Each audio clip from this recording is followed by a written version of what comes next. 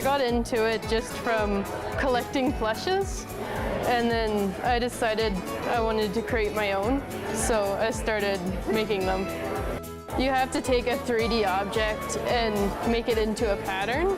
So I just take the creature and then I cut it up on Photoshop, and then that's how I make my pattern. And then I sew the whole thing together, which takes about a day, and I just draw out the eyes and make that into embroidery.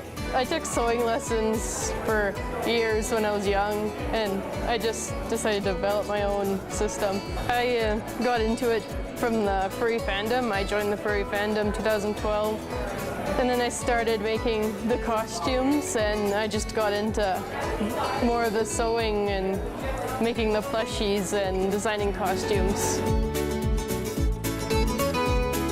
I started making the costumes, just the normal heads, the mascot heads.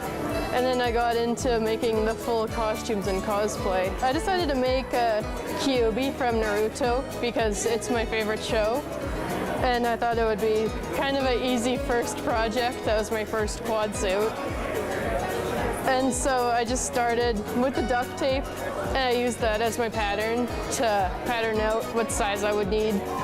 And I started carving the foam to make the legs. And then I furred the whole thing and sewed all the fur together, which took about 8 months. I needed a suspension system to hold up the head and the tails. It's about 50 pounds altogether. I'm working on finishing Anubis, which is right there, and also finishing Applejack. This is the base, which will then turn into a mask, like a mascot mask.